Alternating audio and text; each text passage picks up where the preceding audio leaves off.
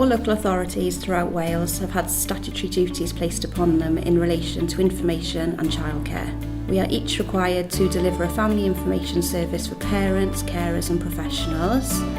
We are also required to assess and secure sufficient childcare to enable those with caring responsibilities to work and train. Rydym yn cynnig Gwasanaeth Gwybodaeth i ddwyieithog i deuluoedd a gweithwyr proffesiynol. Mae gennym ystod eang o wybodaeth o ansawdd am ofal plant a materion sydd yn ymwneud yn reiddiol a holl gwasanaethau cefnogi teuluoedd. Gallwch gysylltu ni trwy ffôn, trwy text neu e-bost, neu cysylltu trwy ein gwefan. Rydym hefyd yn cynnig sesiynau allanol yn y canolfannau teuluol, canolfannau integredig plant a ysgolion.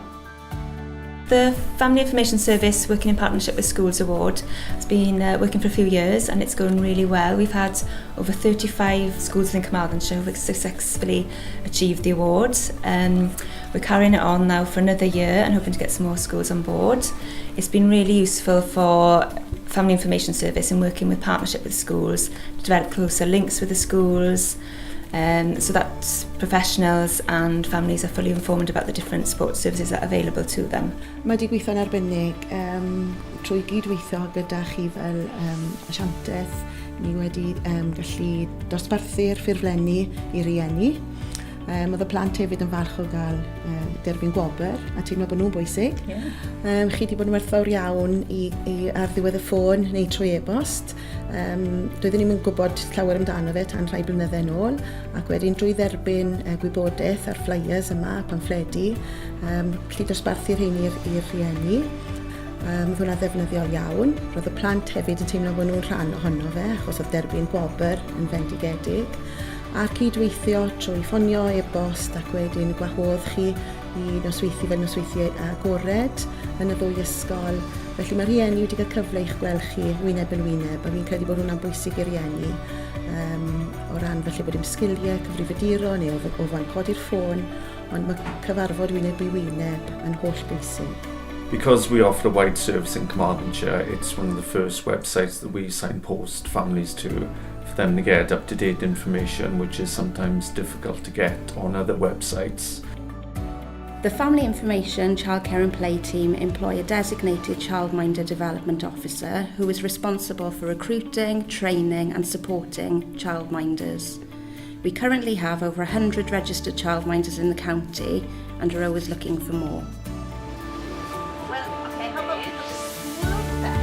I've been a childminder now for 4 years and it's going really, really well. I've got 2 members of staff and we currently have 12 children on our books.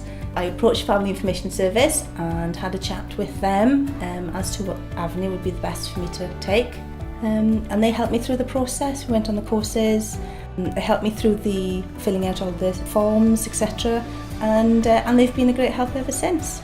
They provide me and my staff with all the updated training that is required with us by law. They assist with the funding of those courses, which is obviously immensely helpful for me and my business. And they're always at the end of the phone when needed.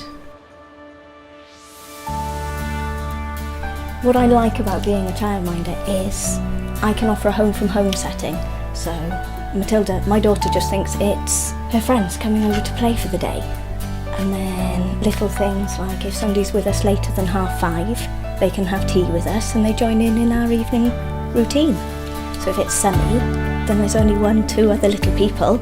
We can jump in the car and go to the beach or go for a play in the park, go to the woods and stomp in the mud. It's the little things, just those little bits that make childminding really a good job.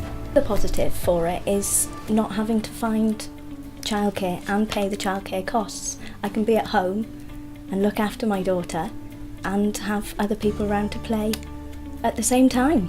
We currently have 35 registered day nurseries within the county and our designated childcare development officer provides business support on a termly basis. We are able to offer sustainability grants and can also offer support for prospective new nursery providers to ensure that they comply with childcare regulations. Rydym yn berchennog ar meithrinfa Cymraeg yn Sir Gyfyrddin, yn gyfrifol am ofalu ac addysgu plant blynyddoedd cynnar. Mae'r Gwasanaeth Gwybodaeth Gofal Plant a Chwarae Sir Gynfyddin yn cefnogi'r feithrinfeydd ac rwy'n ffodus o gael ymweliadau cyson gan swyddog busnes Gofal Plant y Sir.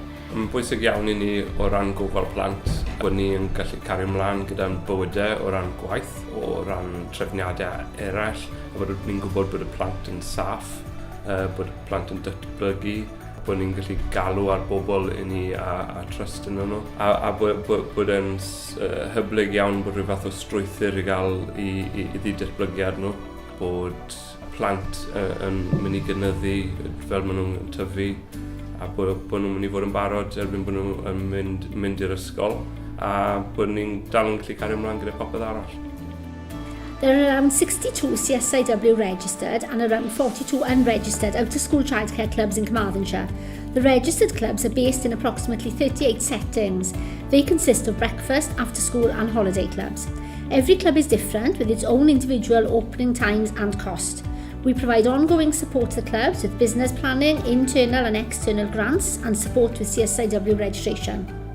Pan ddes i yma i'r ysgol i weithio fel pennaeth 2 flynedd yn ôl, fe weles i bod angen gofal plant y tu ôl oriau ysgol, oherwydd doedd dim gofal plant oedd pobl yn gallu fforddio yn yr ardal, a roedd angen i roi rhyw fath o ofal i blant yr ysgol yn resymol,